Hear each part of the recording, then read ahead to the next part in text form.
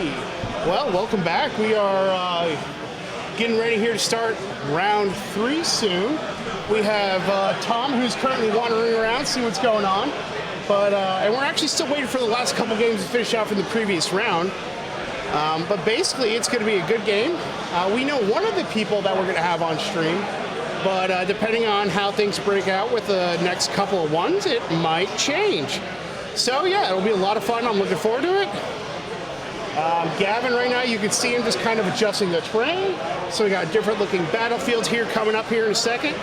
And let me actually update the stream. Let's see. I hope you all are doing good.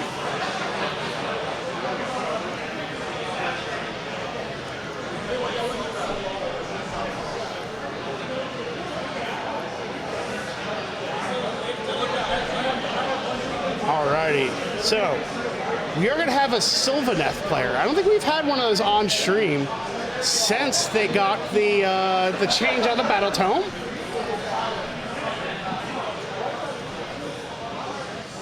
And there's a few of them here today. This one is a stream favorite and a local favorite. I bet y'all can guess who it is. And it will be awesome. Let's see.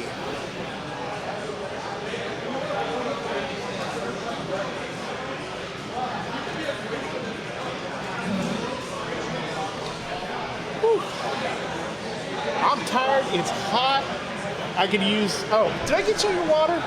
All right. Making sure our pick rod is well hydrated, because we can't have it passing out on us. It is a little warm in here, but the AC is doing a pretty good job keeping us cool.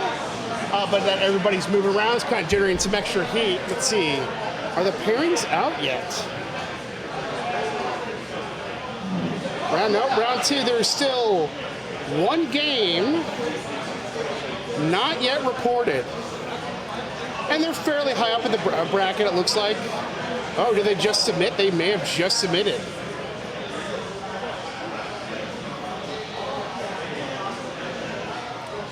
So let's go ahead and go to the table. Pairings are up now. So let's see, who is our players on stream? We are going to have, drum roll please, Matt Robisch versus Austin Parisi. It's going to be a good game. We got Sylvaneth, I believe, versus Stormcast Eternals. They're two great players, two beautiful looking armies, and it's gonna be an awesome showdown. Once again, weird knobs cannibalizing each other in round 3 of a tournament. So I will work to get some things updated, and I'm gonna go ahead and I'm gonna go BRB real quick. Actually, you know what? No, we'll see the table cam there, but I'm turning off my camera because. I'm looking rough right now, folks. I'm sorry.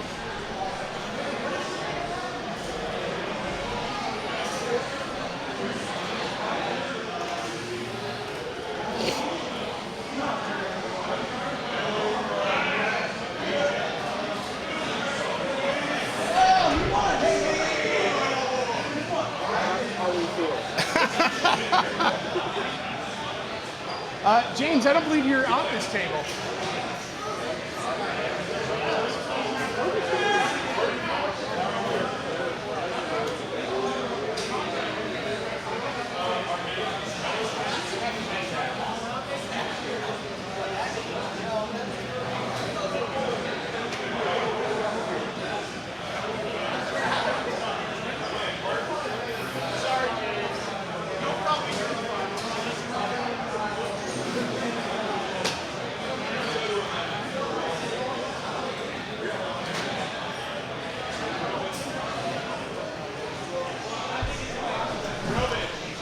Poor James West.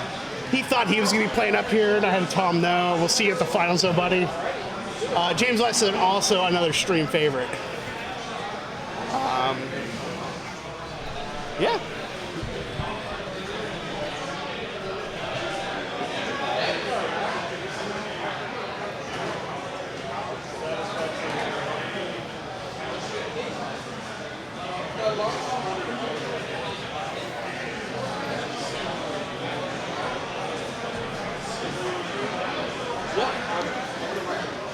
All right.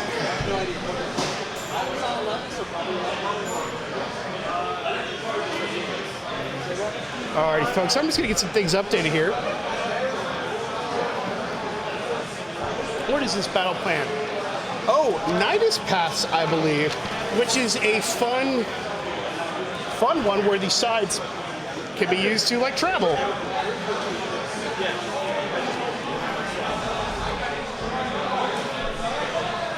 And the faction, the all-mysterious praying for this event is Arcane. So that's +1 to cast for a lot of things.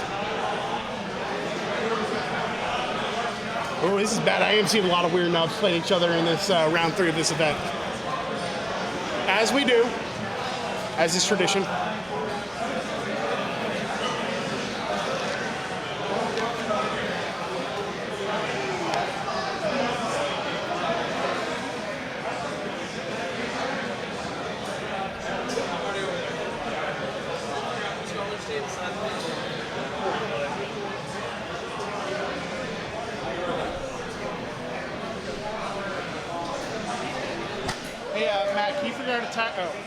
Never mind. I'll see if you can figure out who's attacker or defender real quick, but Austin ran off. We don't know. Yeah. That's like what you do first, right? Say what? That's what you do first, right? Yes. Haven't asked Matt rules clarifications because I don't know the rules because I don't actually play this game.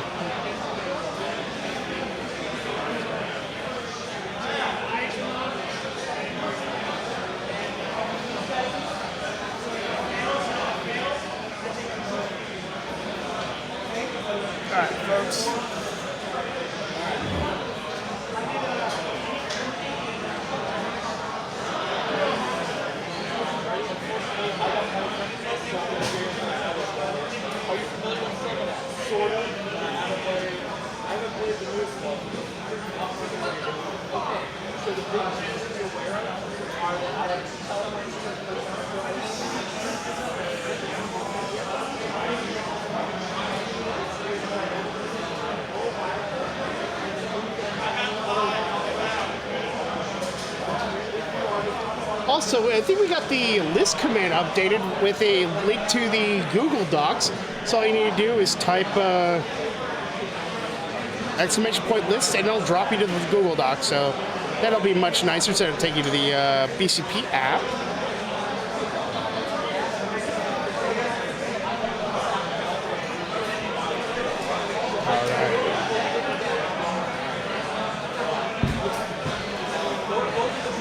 Folks, stepping away real quick to let's try to get so we can get some stuff going.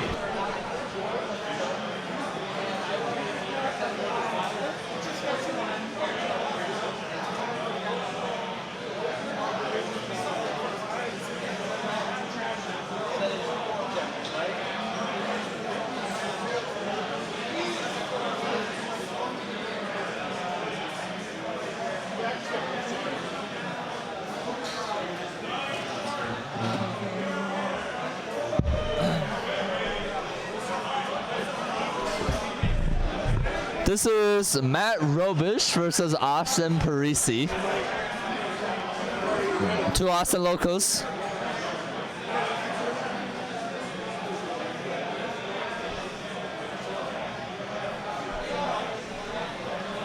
Hello, hello, hello.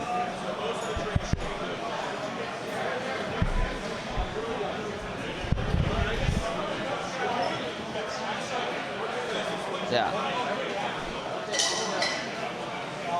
Yeah, this is Sylvaneth against Stormcast Eternals. It's a rock solid list from the Stormcast Eternals side. Oh yeah, the Stormcast is great. Let's see. And I'm working on getting the stuff all updated so you can know it, but Austin's using Take What's Theirs, and I'm not sure what Matt's using. So the list the Stormcast player is using, he's playing Hammerfest GT. So which and Stormkeep. So no Deep Strike, but all the Liberators start count as 3 on objectives on his territory, and starting round 3 they count as 3 on each objective on the board. All right, don't they get a bonus like a ward while they're with an objective or something? That's for the Hammers of Sigmar. Yep. Yeah. So Austin has taken a Knight Incanter with Celestial Blades, Lord Elector General, High Priest, Mirror Shield, Translocation. Very standard setup. And it's got a Grigar Battle Mage with Ghost Mist. And he's got a reinforcement of Fulminators, 2 units of Liberators minimum, and then 2 units of Long Strike Raptors, Vanguard Raptor with Long Strike Crossbow, and unit of 10 Protectors. Rock Solidus, I played something similar. I took out the Knight Incanter for 2 Aether Wings, just to help out the shooting during the hero phase, and I did not have I'm on Science, because I don't really like the Stormcast. Yeah, they're nice and chunky. You know, a lot of people think they're just a beginner's army, but really they're not. They got a lot of cool stuff they can do. Well, meanwhile, Robisch has Sylvaneth. He's playing Heartwood with the burgeoning season. He's got Take with Dims as the grand strategy. He's got Alario, the Everqueen, and he's got an Arch Revenant General with Warsinger, which is every unit that starts a movement within 12 of the help him gets +3 movement. And it's got to see the Rebirth. When he dies the first time on the 2-up, he comes back to life on D3 health. And then for battle line, it's got a unit of 6 Scythe Kurnoth, and 2 units of 3 Bold Kurnoth, and has got the Spice from Hive. Very small list. Literally does get a once per game summon and a once per game revive. So very like very subtly durable army. Yeah, they got some cool tricks out of them. They're really mobile with their teleporting between trees, stuff like that. Make its terrain overgrown. Yeah. What do you think Matt's going to be looking to summon this game with his once per game? Most likely Dryads. Okay. There's 20 Dryads and a lot of bodies.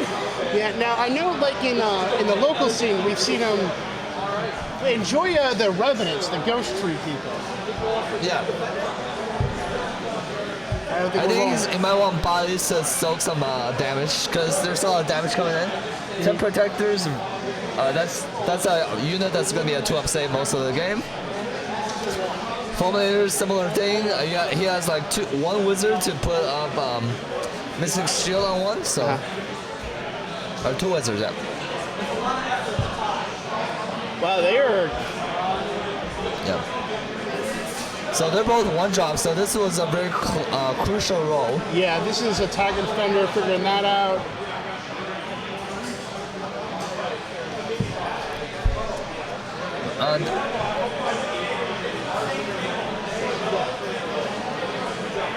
Alright, sounds good. Give you all the information. So I believe Matt's gonna drop first, which gives him a choice on the turn order. Okay. So, who's attacker and who's defender then? Since Matt got the drop force, does that make him defender? That makes him attacker, I think. Let me pull my handy Jenner Fearing book.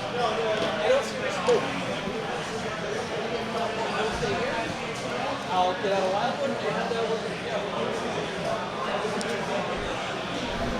one. Alario is very fragile in this particular matchup. He's got Alex has got long strike crossbows, which is very good at killing Alario from very far distance away. And Alex has a combo of teleporting. Austin. Yes, Austin. Sorry, Yeah. I knew it. Yeah. Austin also has the teleporting with the translocate with the potential +2 to run and charge. So 7-inch charge after teleporting, very powerful. They are playing the Nidus, which can be tricky for Matt, because he has to leave something behind to make sure he doesn't get teleported on. Yep. And that also makes the 7-inch charge if he gets the teleport off. All right, let's go ahead and...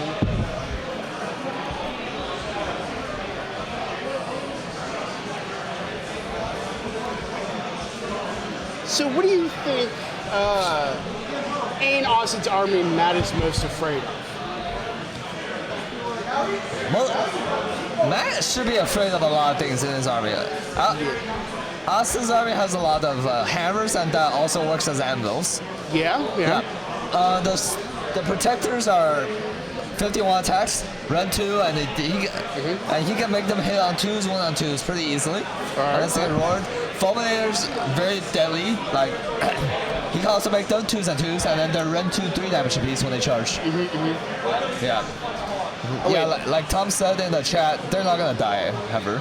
They're gonna be so hard to kill, and especially 2-up armor effectively and a 6-up ward. Yeah.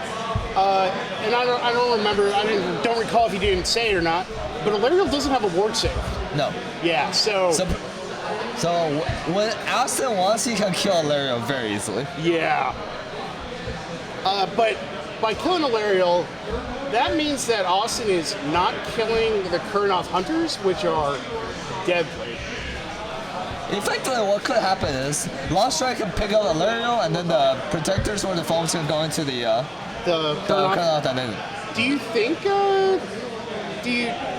So with the amount of long strikes, do you think he has enough to reasonably, on average, kill Alariel with them? 18 long strike shots could do a decent job. Yeah. Yeah. Okay. He doesn't have the Aether Wings to make them 2s and 2s, but even 3s and 2s, they're pretty reasonable to just kill her. Yeah. And then Protectors are also, if they make it into the Kurnoth, they will slice them. Yeah. Or Fulminators. Like, Austin's army has such high firepower from melee and range, it's really hard for Matt to be like, navigate around it. Yeah, it's gonna be interesting. And especially that he's given Matt the first drop, and Matt will dictate who gets first turn. Yeah. Like, and this is a weird, like, Tetris step style deployment, so I think Matt should reasonably be in range on turn 1 if he wants to try to alpha some things off the table, you think? I mean, do you think that's... It'd be very hard, because what Austin can do is screen out his army with Protector and Liberators, and put everything in the back corner. Because of the ability to teleport or translocate, there's Austin can hit anywhere on the board pretty reliably. Yeah.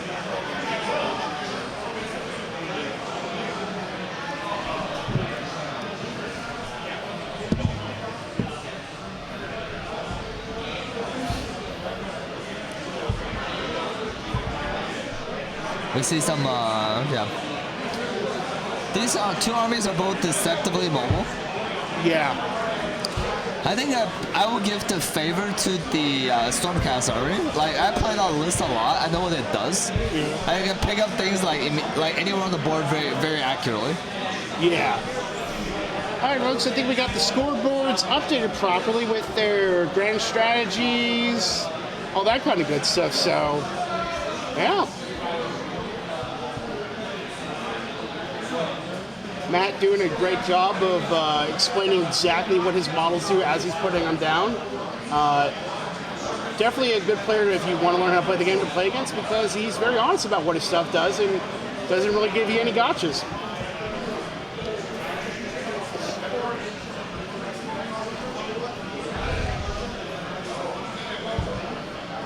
And actually, so if you look at the bottom of your screen right here, you can see the General's Handbook with the deployment zones laid out. So you can kind of see how it's just like the tips, and I believe it's outside of 9, correct, of the enemy's territory? Yeah. Yeah, so you got these weird, like, I guess, like, tips here, and then it's like that.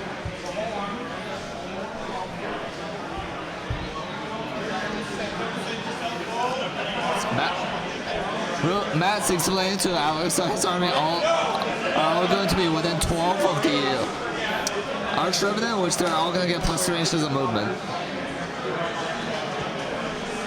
Hello, Coach. Here's the start of the round 3. Yep. Yeah, we are just getting deployment done right now.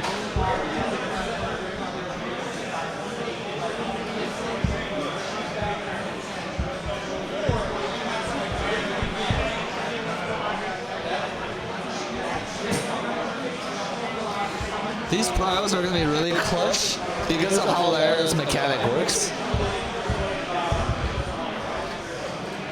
Once per game when she dies, and on the following turn, you can roll a dice, and you get a +1 to the roll for each turn that has passed. And then I believe I was starting on a 5 up. She will come back to life. Yep. 6 of yeah.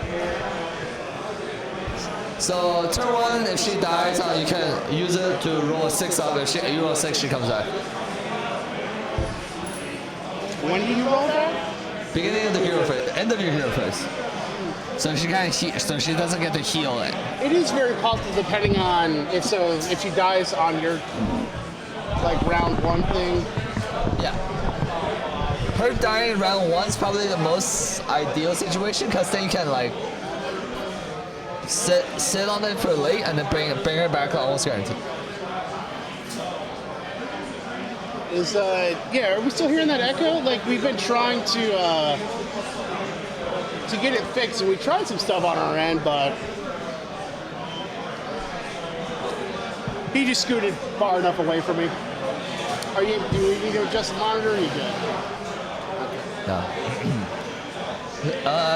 The mission is Nidus, so players are gonna try to block off the top right corner and the bottom left corner, stop the teleporting.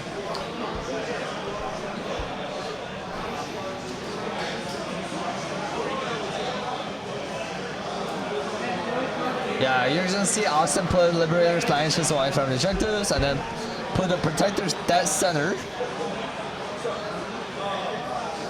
Because also, the counter is also, the flip is also true. Matt can also hit anything on the table wherever he wants. Alario already being very fast and now with plus 3 inches of movement, so she can really fly to wherever she needs to go. Starting at the base movement of 16, she moves 19. Very powerful mechanic. Yeah. This is his group of long strikes up here, right? Yeah. Yeah. This particular matchup is why I like Scions over Stormkeep. Because if you're Scions, you can keep all the long strike and the deep strike and not getting them shot turn 1. Yeah. And drop them in the movement phase and then shoot, and then pick up what you need to do. And then if you get to take prio or maintain prio, you get to you got to use a hero phase shooting the next turn. So yeah. So what makes like the long? For those at home that don't know, what makes the long strike so deadly? They're 2 shots apiece, so they're with the 2 units, they're gonna be 12 shots. 3s and 2s run 2 damage, and on a 6 to hit is 2 mortals. Mortals in addition or instead of? Instead of. Okay. Yeah, and Matt's army doesn't have any ward saves. No. Basically, double shooting with the 2 units of long strike, he's gonna pick a small unit, crown out, kill it. Pick a small unit, crown out, kill it, and then in conjunction with the fulminator shooting, kill it. Yeah.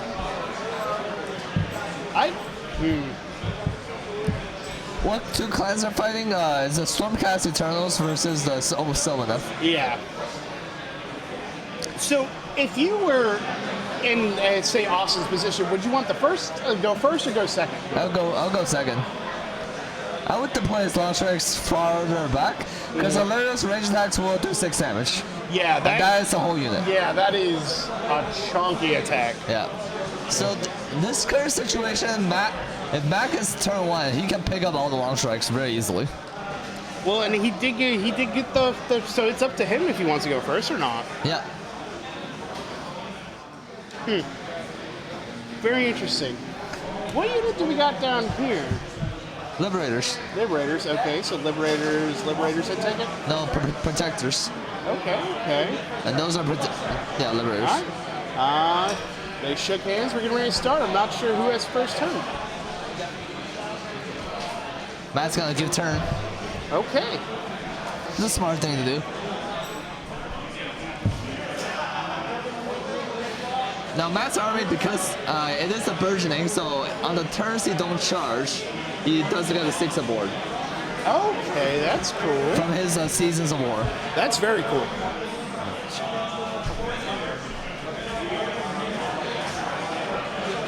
The Clubs of Texas. I believe these 2 are both from Weird Knobs, huh? Yeah, these are both Weird Knobs. Yeah.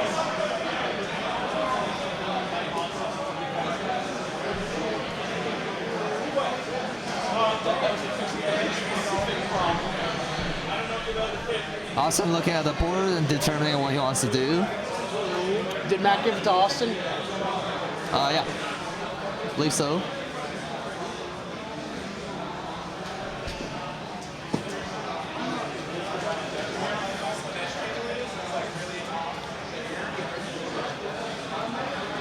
So we got Tom going first. He chose against the odds. Yep. It's fine to take here. There's the... In these kind of really explosive matches, you want to take the save tactics earlier. Yeah. If you don't have to expose anything.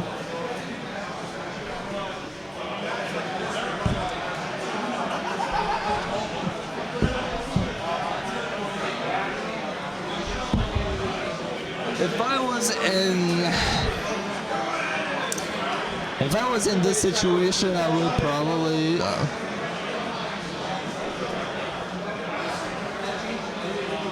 it would depend on the range. If I can double shoot the long strikes into the side cross, I would try to put Mystic Shield and one form onto protectors and send them into the shield on the side cross. Teleport them, you're rolling a 7-inch charge, and if you don't make the charge, it's fine. You're on a 1-up save, and they're on a 0-up, they can't roar you, so... Yeah. So if it works, great. If it doesn't, that's fine. And then you just shoot the current out and then just try to do as much damage as possible. And just to remind the folks at home, all the terrain pieces you see are arcane terrain. Yes. So +1 to cast. Wonder what map made Overgrown. A leader once per game can make the whole board overgrown in her hero face. Maybe this piece is what I would make? Matt gets to pick 3. I don't know. Yeah. I believe the tokens you see on the walls close to Matt is the overgrown tokens. Oh, okay. And is that the start of the game? Yeah. Okay. Well, let's. I'll go double check. Yeah.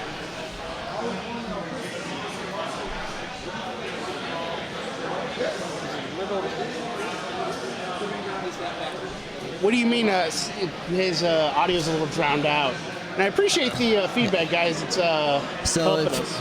So if you see the terrain piece on the bottom right corner, that plus the 2 walls on Matt's side is the overgrown terrain. Okay, so here, and what does overgrown do for him again? So with Sylvaneth, a couple of different things. He could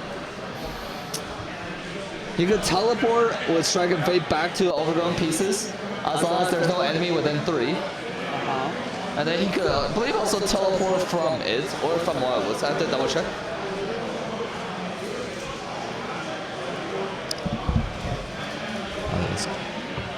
All right, let us know here in a second if Tom's still audio clipping. Testing. How's that, folks?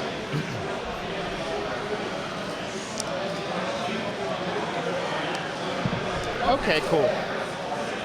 Let us know if it starts acting up again, see what's going on. Okay, cool. Really appreciate it. Yeah, so with these 2 battle traits, from the Woodland Death, Matt at the end of his movement can teleport any 1 unit from the that's within 9 inches, holding within 9 inches of the overgrown terrain or a wildwood, and then put them 9 inches away from more than 9 inches away from all the enemy units and from the Asazari. So they kind of work as like a portal. You can teleport from one piece of overgrown to another piece, as long as there's nothing within 3 of that piece. No enemy. Yep. Does Tom, does he still echoey right now? I've literally put my mic as far away as I can from him. Okay, cool. We just have to be on opposite ends of the table. Yeah. Can y'all hear me all right?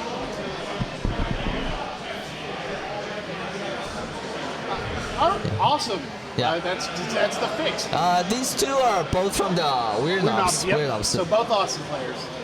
But yeah, I don't know if I wanted to do that if I was Austin. What that move does effectively is that Matt can now ignore that corner forever. The protectors would, one downside is their movement 4. Yep.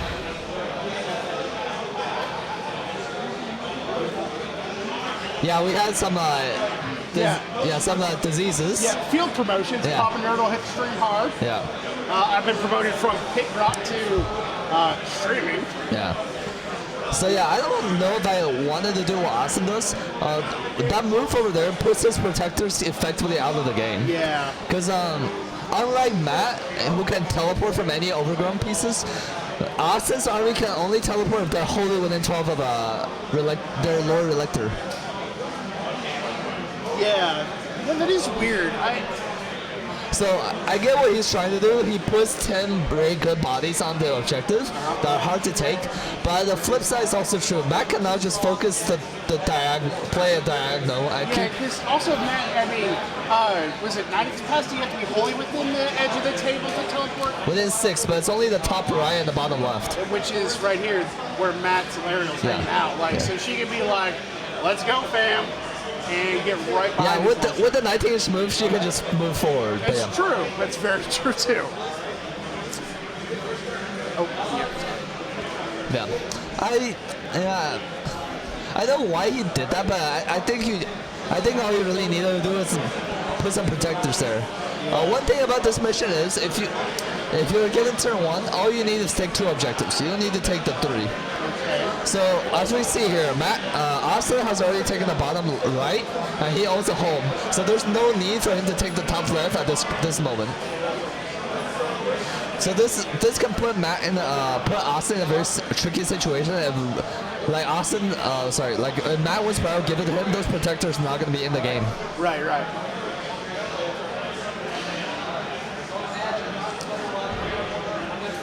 And now that also leaves Austin in some openings, because that's a very valuable screen that he tossed to the side, and now he has to screen his army with a lot less stuff. And, like, I imagine, like, Matt can just plink them down with those dudes. Like, no, you don't need to. Just ignore them. Oh, yeah.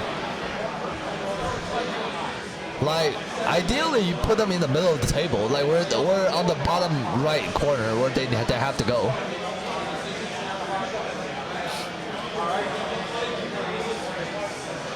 All right, so it looks like Austin scored his full 5 points, which, I mean... Yep, 1-2 more. And battle tactic. Yeah. And then Matt is also doing against the odds. He probably can score 5 as well. It'll be trickier for Matt to score 5. Because Austin this play is most likely Matt will score 4. Unless he, the side cannot need to wipe those protectors, which is very unlikely. Yeah. Although they do pack like flat 3 damage now, don't they? Or is it 2? Yeah, the saves are too high to like consistently push through. If you're only sending side cannot into the protectors, they're gonna all out defense. True. But they are Ren 2 base, right? Yeah. Yeah. So Ren 2 damage, nothing to scoff at, but yeah, the Stormcast naturally chunky. Give them +1 to do their thing. I'm curious if they have Mystic Shield on it. I'll double check. I think he failed it. He rolled pretty low. Yep. Let me go ahead. I don't see a token. Oh, so we see Matt is summoning Wildwoods.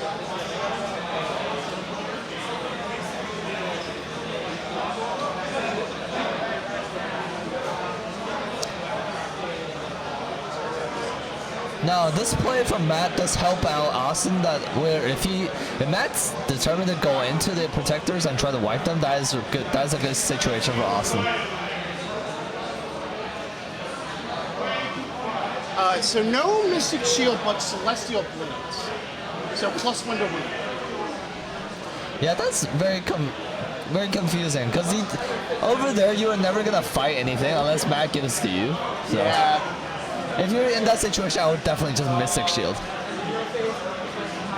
Yeah, that is kind of a thing. Weird Knobs can apply themselves pretty hard at round 3. Yeah. In that case, the Celestial Blade, then Robisch can set up a play where he gets Alario and the sidecar out in there and then try to wipe them. Yeah, like... They're just very out of place, which is a problem. Maybe he is just trying to bait a response up there, or... I guess It's fine to do it, but the problem is Matt's army is so much more mobile than yours. So you can reposition a lot faster than... It's a weird choice. Yeah, it's weird. Yeah. I honestly don't know. Line face around here. We do see one additional model next to the protectors. So Matt is looking, I think he's looking for his Alarial base, his blank one. Yeah. So yeah, going in there to wipe his squad. Yeah, 19-inch move, she can go anywhere. Yeah. Evidently, according to lore, Alarial's like butter, or the beetle disappears and like reappears. Yeah. And that's why it moves so quick. We are indeed watching the Matt Robisch.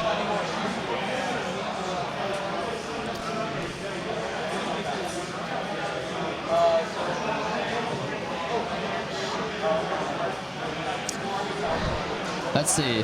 What would I do here? Let's see. If Valeria's going there, she can put out a summon, which you might want to summon.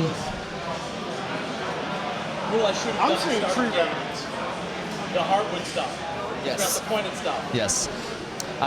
Matt Robisch is indeed playing hardwood, Okay, what is that? which lets him pick 3 units at the start of the game to put out, and everything in Matt's army gets +1 hit against them.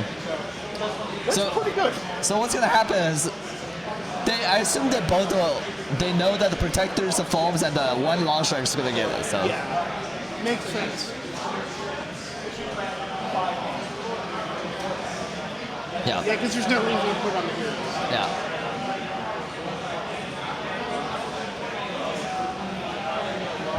Interesting.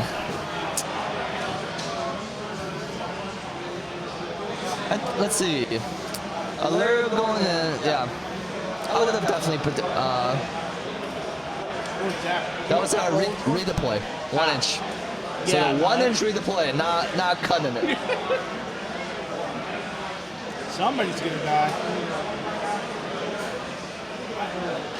Keep on practicing, Lewis. That's all you can do. Know your army well.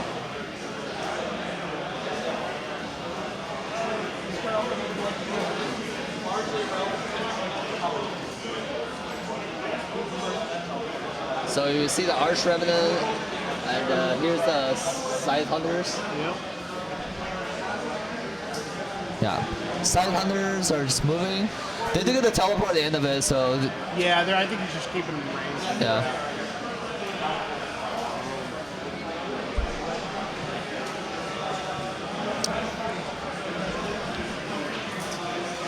I don't remember. Did Matt have any bow turn Yeah. up? 2 units of 3.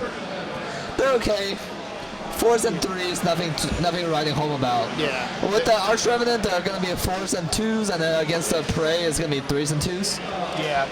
I mean, really, that's not bad. It's a lot of like army resources sunk Yeah. into that. But Yeah.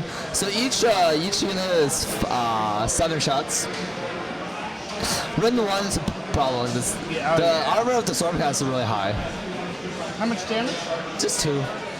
Yeah, and Stormcast are dummy thick. So. Yeah.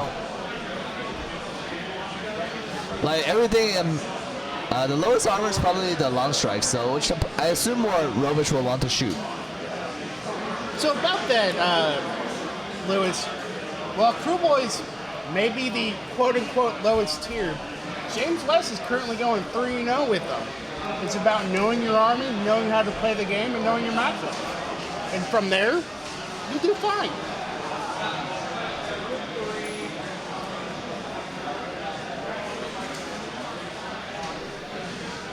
And knowing James West, he'll probably be in the finals. Yeah, he does love doing that. Yep. And then he has you come in and beat him. Yeah.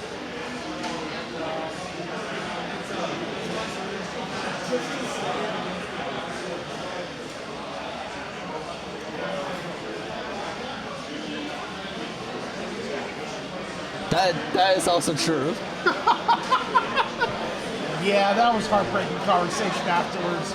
I forgot that battle tactic is insane. That's one of the rough things about playing an older edition when the new one has just come out. You're converting to learning new stuff. For sure, yep.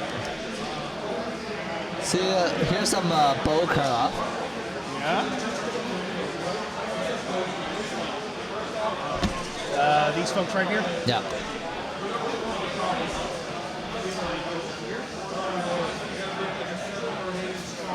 So we're gonna teleport. Ooh. 9 charges.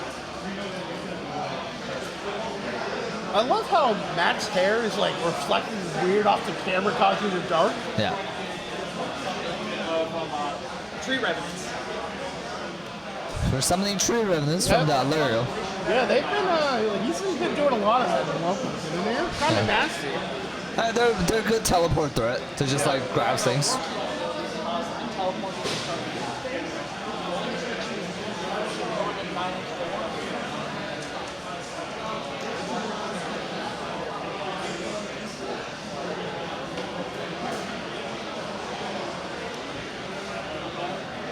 Yeah, this is still mass movement phase.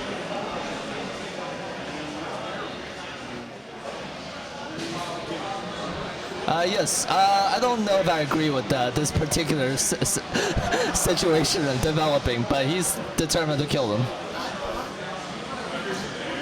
Which is interesting, because this realistically only nets him on that 1 battle point. Yeah. He's not gonna get more from it, and then... Well, also, like, yeah, it's weird, but he bait protectors, but he also has this piece of terrain that he can teleport from, right? That's its overground? Yeah.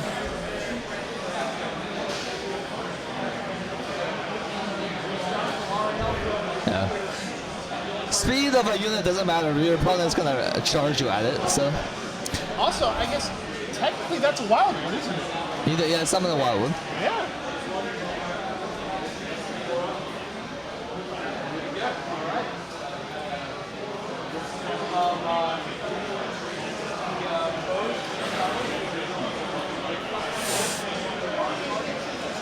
Yeah, Lady Mundo goes where she pleases. 3s and 2s from the current out bow shooting.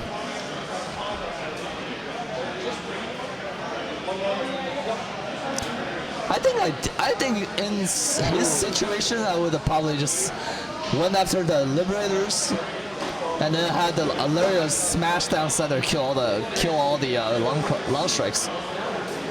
So is that 3 damage go through? Yeah. And then fail the save, I think. Those protectors have 3 wounds each, right? Yeah. Yeah. It's Liberators that have 2 still? Yeah. Off the top of your head, do you know the point difference? Yeah, Matt's army is gonna get the Triumph, which is indomitable, but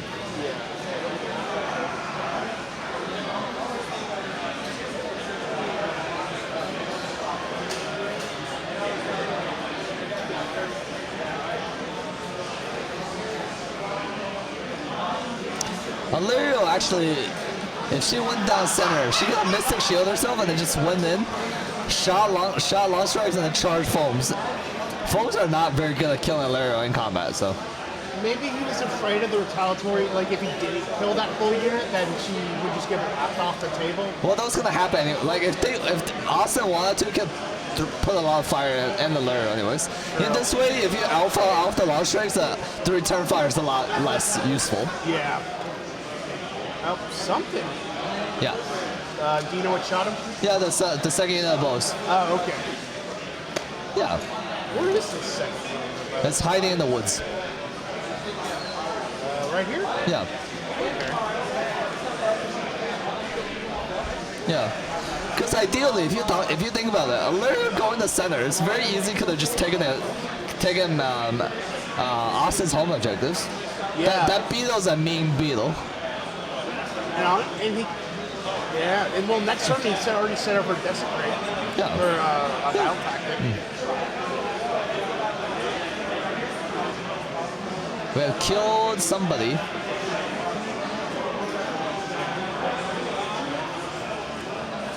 Oh, the 10-inch charge, baby. Let's do it. God damn. So, this is my. So if the roar goes off, he could potentially pick up a majority of those protectors.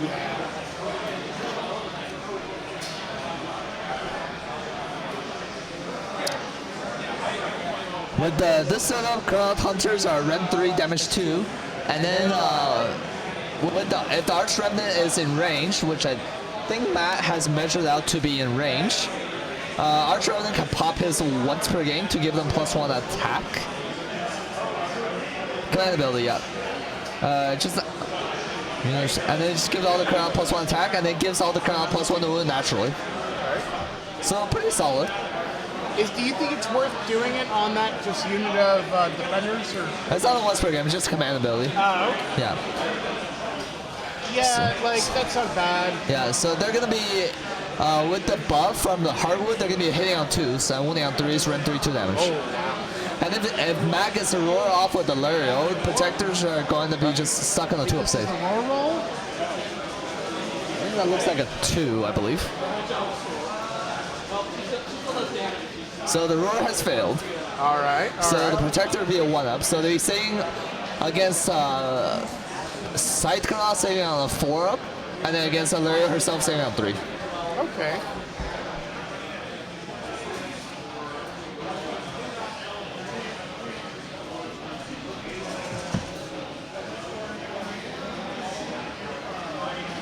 What's their base save? 2s? If they're majority glaives, which they are, they're gonna be 2-up. Yeah, I'm trying to think, like, maybe he's going to give him Mystic Shield because he got plus on the save is good enough, but, I mean... Yeah. Well, he had 2 spells to cast, so he could have done both. Yeah. That's... Yeah, especially since the Arcane Terrain, so it's actually pretty easy to get off both spells. Yeah. Yeah. Mystic Shield goes off on a 5? Yeah, so you just need to roll a 4. I think I saw him roll a 4 for something. Yeah, so it would have gone off. Because Celestial Blade would have, yeah. So here we go.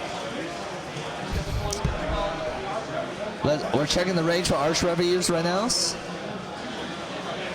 Oh yeah, definitely in Midwest. That's a lot of dice. Yeah, with if the Arch Revenant use its command ability, it's gonna be the 4 attacks apiece. Yeah, so, yeah, it's like...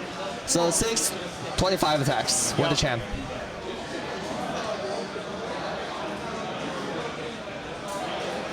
Hitting on 2s, winning on 3s.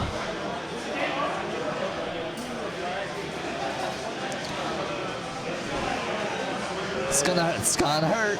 Yeah, I didn't see any 1s. A couple of them, yep.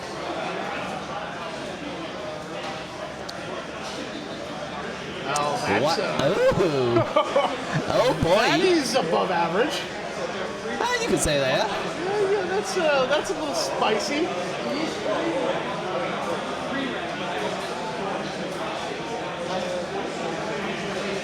I think Austin's looking So like... yeah, 20 Slambo.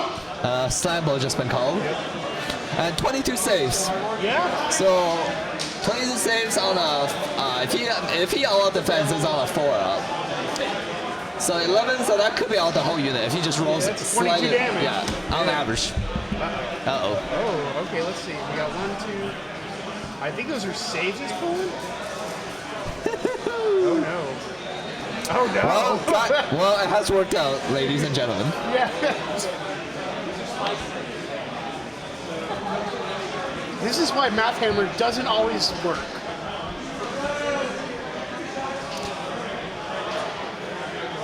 Well, what made you bring that list,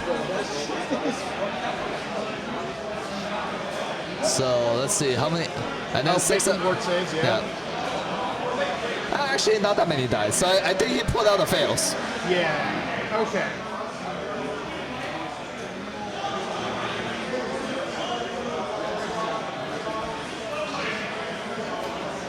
I don't know what this is.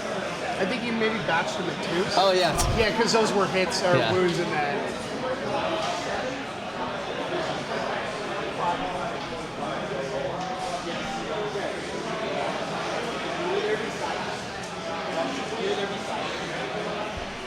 I believe we heard 25 damage, which is 8 1/3 of a protector, Yeah. which means they're all dead. Because there's an angry beetle afterward.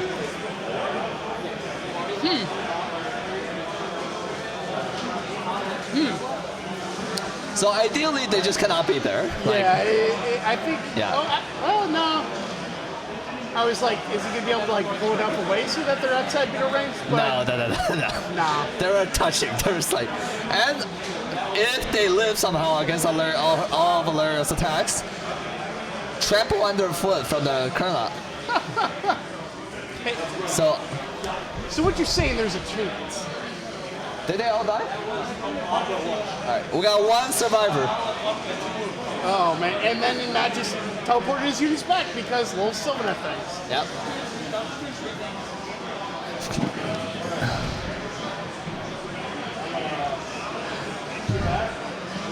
Yeah, this happened out of spite for something. You know, it's funny you say that. That's Matt's online handle spite. Yeah.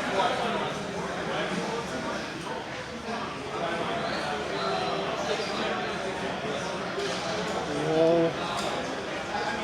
Yeah, I think he's putting it next to the objective over there. Yeah, instead of teleporting there, he teleported. Now this is really bad. Yeah. Because Matt still has his threats from Malario that so she hasn't died yet. So Yeah.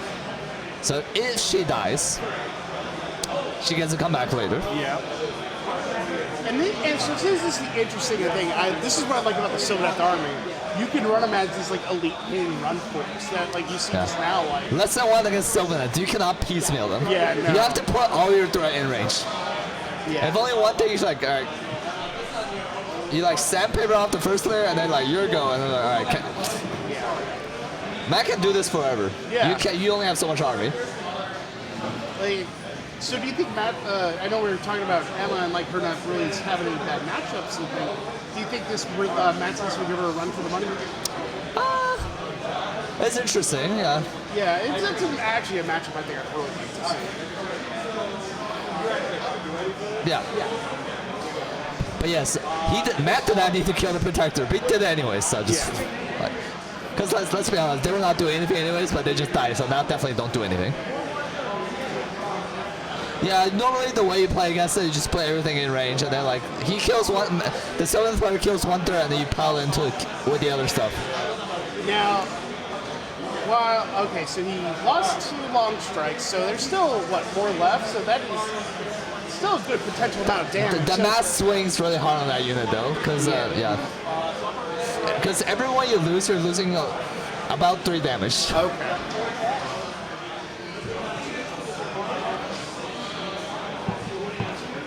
Yep. Here we see an angry bee though. Run 2, so these should be 3 ups, and they're all dead. That is 5 damage each for those watching. Yup.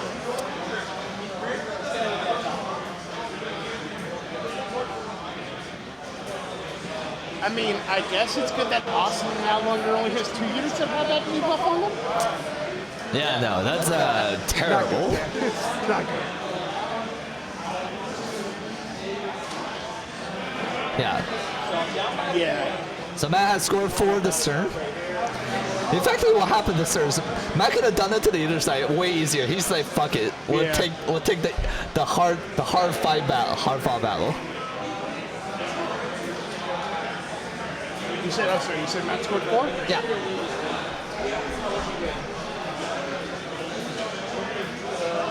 It's nice of Matt to let everyone go to Whataburger early. What's up? Yeah. Yeah. Yeah.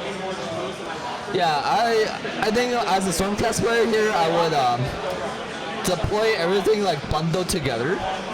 So whatever comes in, like Matt came in with 2 things to try to guarantee it. So if you, in that situation, you can set up so you can fight him back. Yeah. Ooh, Pio. Oh, I think Matt. Ooh, Matt has won the Prio, ladies and gentlemen. So what that means is we're gonna see the same thing happen again. Except Austin. So we're playing 2,000 point GT. Yep. Matt took 500 points for free. Now Matt's gonna take another 500 points for free. Now Austin has to fight 1,000 point with 2,000 against 1,000 against 2,000. This is bad. Yeah.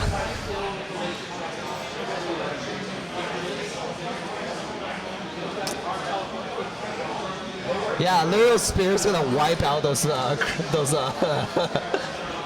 See, we say that, but Matt's, he doesn't ever hit with that dang spear. Yeah, true. Yeah, it's like, I don't think I've ever seen him hit with it. It's just like whiff, whiff. Yeah, now the Kurnoth can like charge into the foams. And if you know anything about foams not charging, they're not gonna kill Kurnoth. Yeah, no. And Kurnoth gonna flip those Dracula after you. Yeah, that should be on that score sheet should be on weirdknobs.com. Matt just printed it out and then I believe laminated it. Oh yeah, this is Matt can even make it on time for the trash pulls on Shriek Wing. And also, Lario has a cool ability, so that Matt hasn't used it. Once per game, Lario can make the whole board overgrown. Oh, Matt gave Austin the tie up too. Yeah, that's good. Because the reverse of this situation is also true. Yep. Austin has not.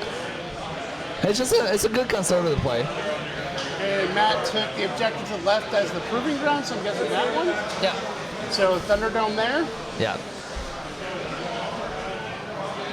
And still waiting on Battle Tactic. Yeah, that's a conservative play, like, because those foams have to do something. Yeah.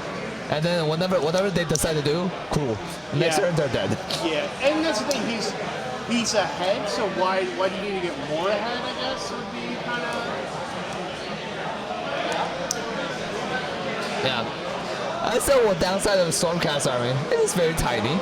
You see the models on the right side. That's all the models Austin have. That's it. Yeah. And Austin can't really leave any objectives because Matt has summoned 10 tree reps. Yeah.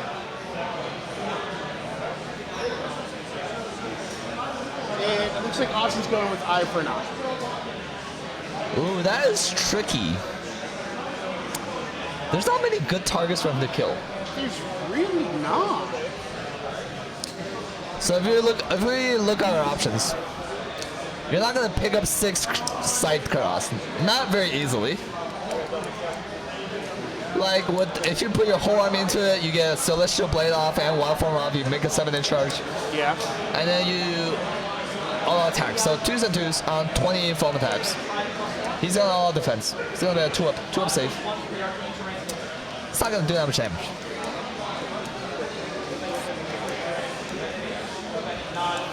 Yeah, like. And then if he goes for the kill, like the bow cut off, the other part, then you're not getting ahead on attrition. Maybe he's gonna try to like pick off this unit of bow, like shoot him with a long strike. The problem with that is like you still need to dedicate the same amount of force to it, and you might not kill it. And then maybe set the fulminators down here with the transit tail and then charge in. Yeah, by that point you're just conceding. I mean. Yeah, because then you're like, your foams are getting charged by walking side hunters. Oh yeah, that's true. Yeah, I don't know. The problem is that Lario, one thing she is really good at is breaking screens. Not many screens stop her. Yeah, she flies. And then retreat and charge, throw a spear. Yep. Alright guys, we're going in. Yep. And yeah, it was a little tricky to tell. Like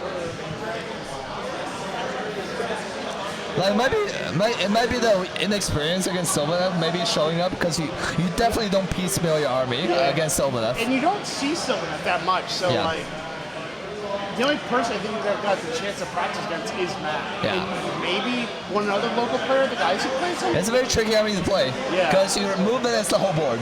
Yeah. What is awesome? What would awesome? And here's the tricky situation. Realistically, you want to shoot with the foam layers, but if you throw too well, you're gonna fail your charge. Yeah. So you're in like you're kind of lost in the woods, as they say. Yeah.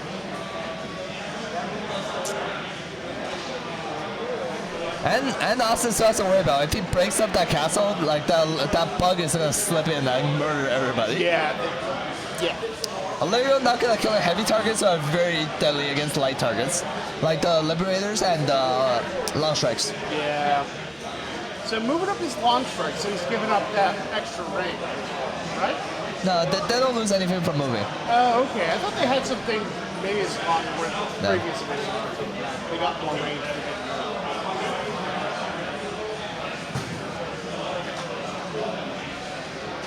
Milo's the other Sylvaneth player you're looking at. I think he's actually 2-0 right now. Yeah, that is a Crew Boys moment.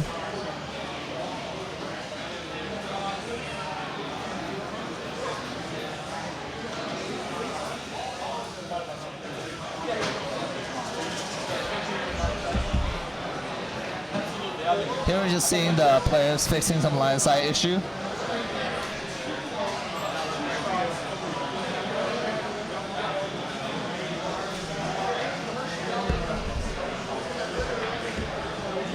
I don't see any. I believe the token behind the phones is either Celestial Blaze or Wild Form. You kind of want both.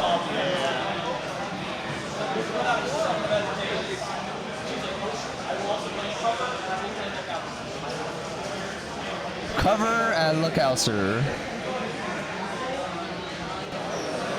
That is not ideal.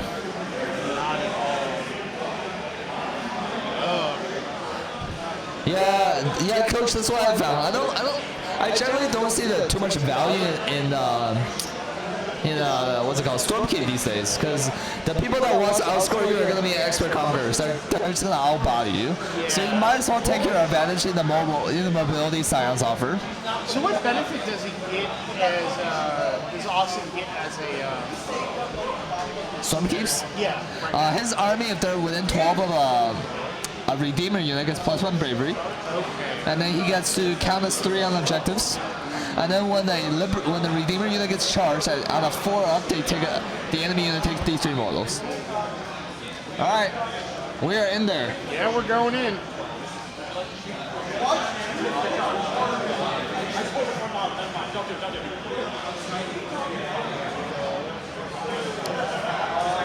We're going in, and this is effectively gonna be the game, regardless of what happens. Yeah. Because the foes are gonna die. How many points are those phones? Probably 600-700? 460. Oh, So this list, this Stormcast list, all your threats are in 400 packages.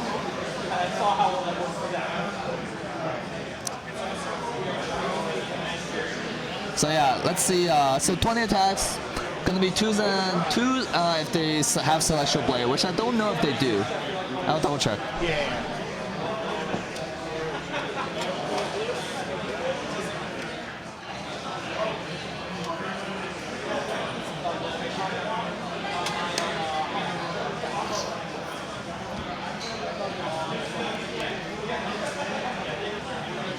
Yeah.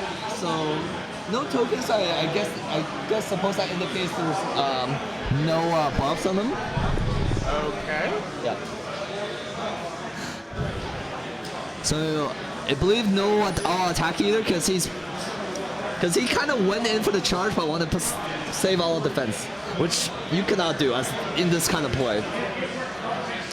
So But I think it's mostly the inexperience against Sylvaneth coming up. Yeah. Because the hit and run makes you panic, and you kind of just feel like you have to do something. yeah. And then but if you haven't really thought of your play, then it can backfire really well. Yeah, that's not looking pretty hot. Usually, So it looks like 6. yeah. So run 2, so they're likely going to be on a 2-up save or all defensive force. So 2 has failed. And he gets ward saves because it's by the trees. Yeah, because it's a burgeoning. He did not charge the turn, so he's got a 6-up ward. Yep. So I think we almost killed the tree. So here's the mounts coming in. Yeah, don't the Cardinal have like 5 wounds or something? Yeah, they're they're sturdy, Yeah. which are good because they're very expensive. So Yeah. you see Matt's army get to do all these things, but his army is very expensive, so he's like kind of appropriately costed. Yeah. It really punishes like lack of experience playing against Sylvaneth, because then their game plan is so very one-dimensional. So you just kind of have to know how to stop it. Yeah. because he'll be able to, he can do this play against anything in the game. Well, It's up to the other player to stop it. yeah, and that's interesting. So Matt's prior two matchups were Giants. Normally a very gatekeeping army in the meta. Just like Giants ask, can you deal with this? And Matt's list surprisingly throws out a lot of damage. Yeah, and then 4 forms kill 1 tree. Yeah. And those side hunters still hitting on 2s. Yeah. And winning on 3s, and they're gonna murder those. Yep. And here we get to see the GV benefit coming in again. Yeah, the extra. Yeah, so there's 2s and 2s. It's very actually nice number. 2s run 2 damage. Yeah. Sorry, 2s run 3 damage. So the foams are gonna they're gonna save on. Run 3? Yeah. Where's the, do they naturally have run 3? Yeah. Oh my. Yeah. So Matt has set up correctly, so he teleported back to within the range of his own stuff. Yeah.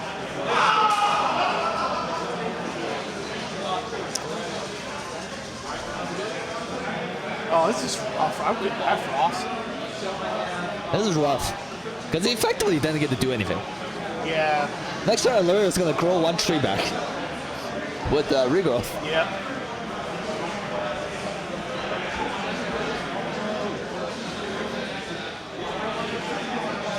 I guess he got reroll runs from something?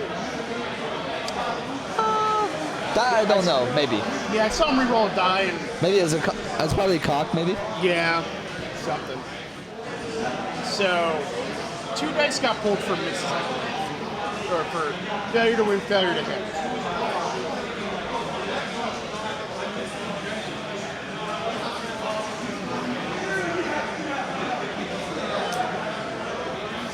And at best, he's saving on 5s. Ooh, so, well, 3 saves, so that saved him 6 damage. Yeah.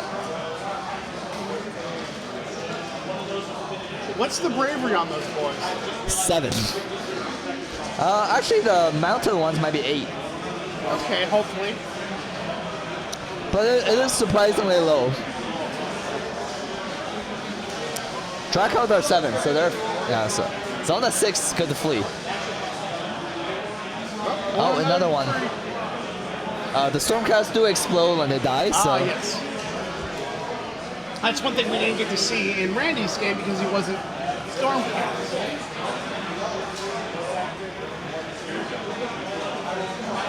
just scroll down.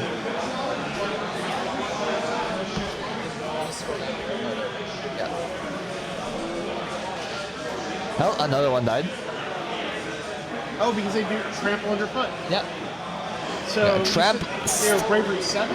Yeah. So was On a that? 5 and a 6, that guy is gone. Yeah. And then Allerio kills everything on the right side. I imagine he battle shocked.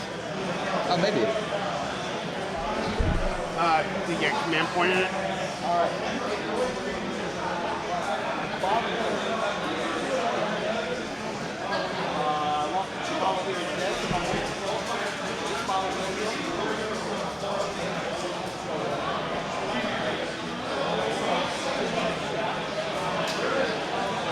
Did Austin score it? This turn should have been 2 from the objectives. Ah, yes.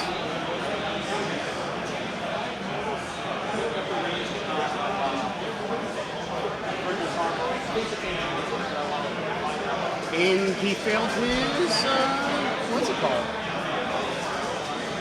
Yeah, nothing. I did not happen. Yep. So we can press this button and now it gets grayed out.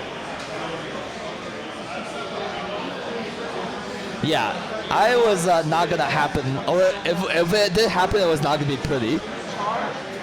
It was, I think it was the long strikes is absolutely decent on the board. Yeah. So I'm pretty sure he shot that here. So what happens now is Matt's gonna take a Sylvaneth tactic, make a charge after using it from the woodlands. Do you know what that's called? I will find out right now. Matt has used the Alerios once per game to make the whole battlefield over on terrain, all terrain. Yeah. It's called Harness the Spirit Path. Harness the Spirit Path?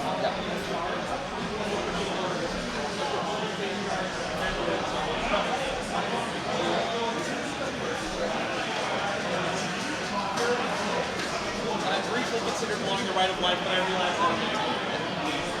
Yeah, Harness the Spirit Path was chosen, and that is a Sylvaneth book tactic. If any model in a friendly Sylvaneth unit that was set up using from the Woodlands battle tree this turn, make a charge move this turn. Now that is, has two parts to the battle tactic. From the Woodlands, it has two parts. One is teleporting to a tree. The another one is Strike and Fade. Okay. So I believe the wording of this battle tactic means you can just move a Lariel, charge something, and teleport out, and that still completes the battle tactic.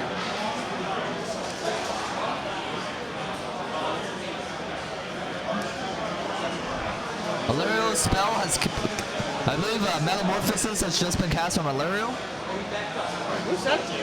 It's a War Scroll spell. Oh, yeah. So everything's overgrown, so we can just teleport to it. To anything. Okay.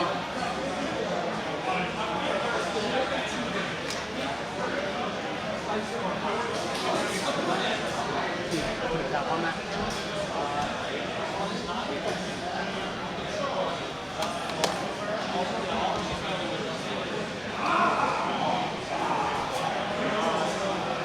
Yeah, we'll see. Matt has a lot of very easy path to victory right now. Like, Yeah. there's no threat left, effectively, in Austin's army. Hey, it's a Spice Storm Hive. Oh boy.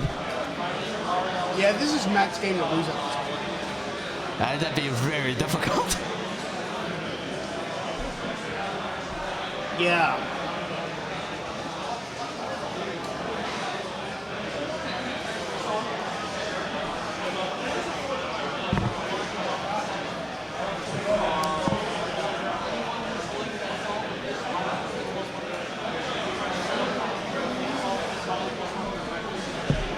So Tree Song has been cast, making it so the rend of a unit goes up by 1. Okay. So rend 4 has been called. Oh my god. They have to be within the 9 inches of a wildwood or So everything. anything. But yeah. Man, like, this kind of makes me want to buy Sylvaneth again, right? This is very good. Yeah, you pick one Awakened Wildwood within range until the next hero phase. Improve the rend characteristic of all Sylvaneth units wholly within 9 of that Wildwoods. Wow. So here we see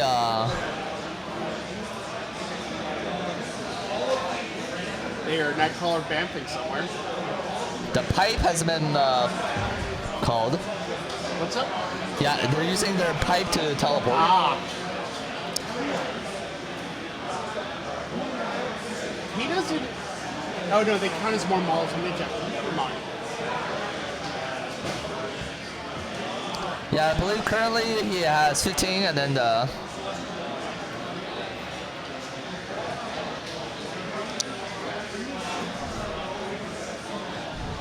Yeah, Coach, it'll be dinner after this, so it's hammer time. Yeah, it's the good time of the night. Yeah. Get some good food, get some good drinks. Oh snap! The big bug.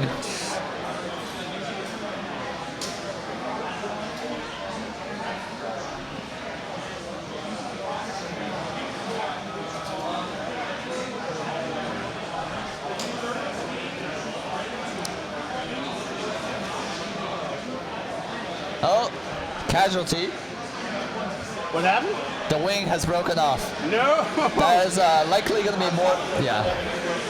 Yeah, that wing has given Matt cold for ages at this point.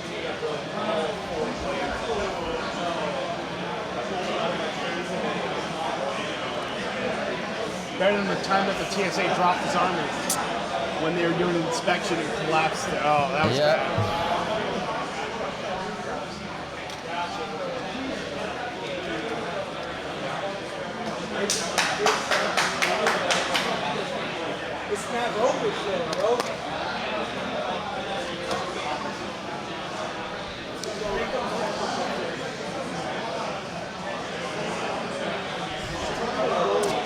Yeah, Matt just being careful, just making sure everything's Yeah. done correctly.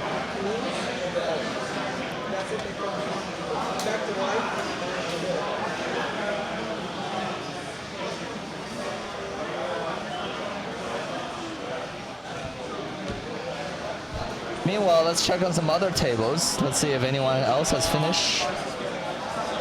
Bill Souza has defeated Ben Richardson.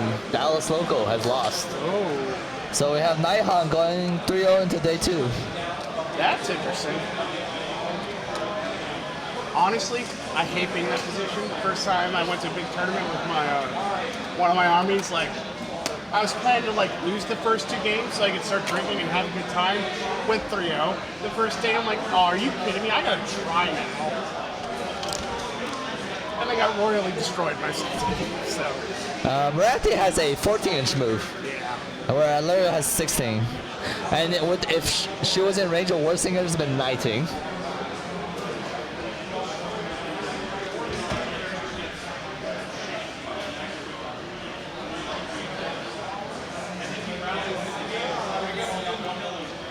Yep. So here we see a teleport from the Scythe Hunters. And they're gonna need a 6 with the help of the Spice Swarm Hive.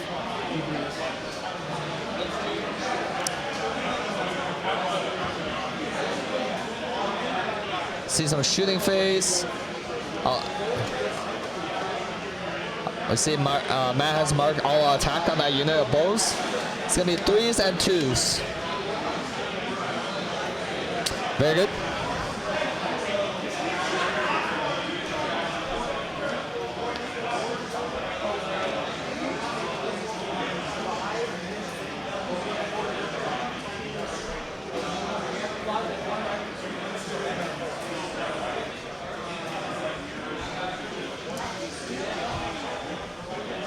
Yep.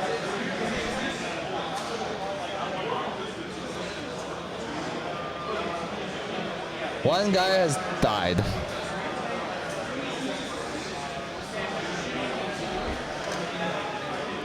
Alariel's gonna throw her spear. Ooh, hit. Ooh. Even wounded. Let's see. Splat. What did he shoot? I believe long strikes. Yep. They are dead. Yep. Yep. Yep. Yep.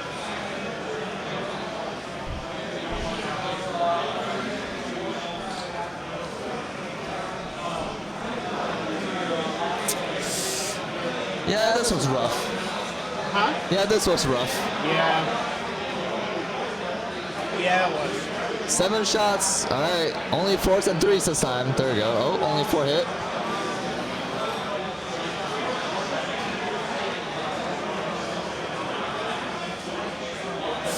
Filled it all. 6 damage. Ugh, that's rough. Yep, and that's dead. Now we have Liberators, Yep. and they're not going to be liberating anything productive. Yeah, I wonder if at this point they're just gonna talk it out. Like they might roll pile. They might roll pile. Yeah, they might roll pile. So we see some of the 6-inch charges. Let's see it. Ooh, that's a 9. Ugh. Natural. No need. I guess with the hive means you can go 12 inches if you wanted to. Yeah. Yeah, Liberators, good at a lot of things, not good at surviving Sidecraft. I think those are his revenants. Huh? I think those are his revenants, not Sidecraft. Oh, these are the side hunters. Where does revenants go? Right here. Oh, jeez.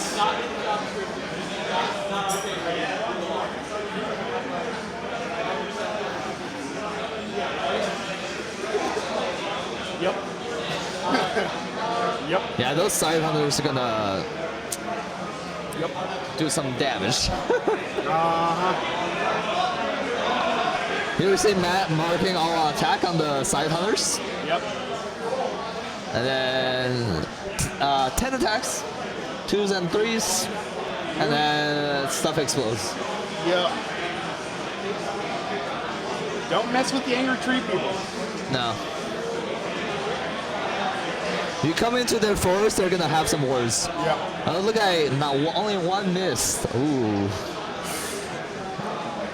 Matt's dice have been kind of hot today. They're pretty good. Only 5 go through, so there you go.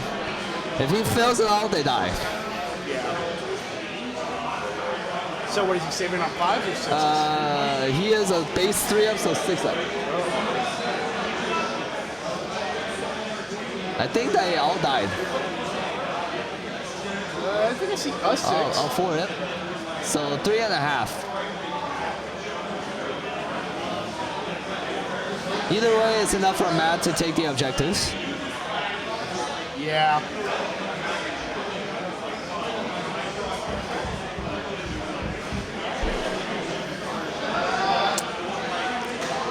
Explosion. Nothing. Explosion.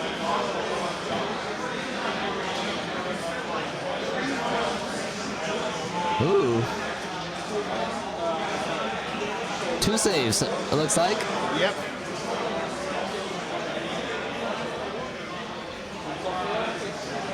So he's gonna take 3 damage. 1, 2 from the grand weapon, 1 from the small weapon.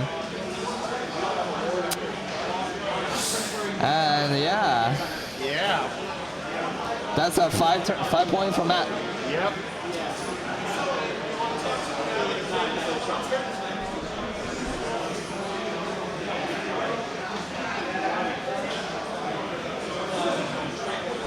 Oh, we got trample underfoot. Yep. Ooh, only 1. Okay, okay. Oh, he is dead. Yep.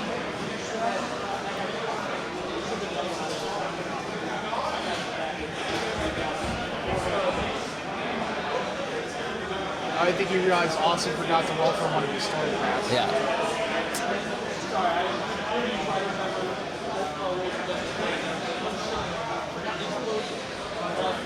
So yeah, Liberators. Liberators. They got liberated from this mortal coil. Yep.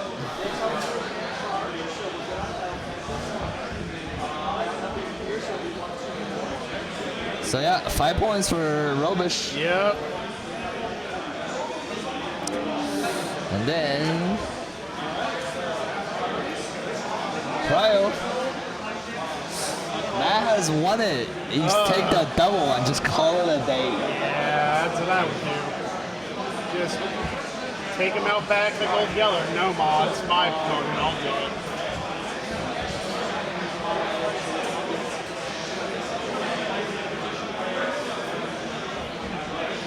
Well, I'll see what the players are talking about.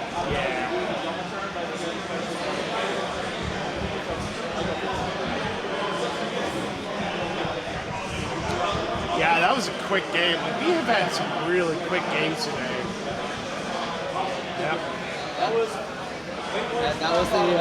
The handshake. the handshake. It is over. Are they probably going to figure out final points here in a second Yeah. once we get that updated total? We For don't sure. know, but But yeah, very deadly. Just got hit from nowhere and then boom. yeah, we had some really good games of Age of Sigmar this week. Yeah, some very devastating ones. Yeah.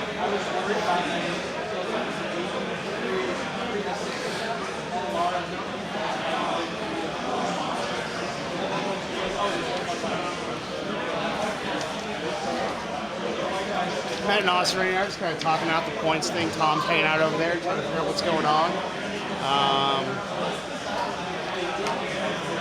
Let's see. So tomorrow, just to give you all an update, round 4, excuse me, is going to go live at 9:30 Central Time, 9:30 a.m. And it will be, the battle plan is going to go ahead and be Silk Steel Nest with Inspiring. That'll be kind of fun to see. Yeah, we will be going live a little bit before then, talk about the players list. We don't know who we're streaming yet. But it'll be a good game. We may not have, because this was another 3-0 game, or another undefeated game rather. We may try to pull somebody from with not a winning record, so we can try to get some kind of maybe cool armies with some good players in there.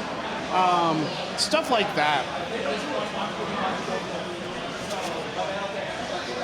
Hammerfest so far. Behind the scenes, I wish we could, Coach. I really do. Man, favorite moment so far from Hammerfest. You know? Oh, round one, you missed it. It was Eli versus Emma. And Emma managed to do, I think it was something around like 60 mortal wounds via poison tokens to Eli's army. Eli, so it was kind of like a setup like this, like we have now, where it was like this choke point. Eli had his temple here. There was a arc here, 2 stegodons, and then the solar engine. And basically, Eli got pinned in right here with his 3 dinosaurs that were here. And there was a couple here, like skate priests, stuff like that. But basically, this entire units in this area managed to get 7 wound counters and 2 turns in a row, because Emma started on cycle 5, and then her turn went to cycle 6 with and it was just nasty. Poor Eli literally had no chance to do anything with it, because he was just pinning his deployment zone, stuff like that. Yeah, it was insane.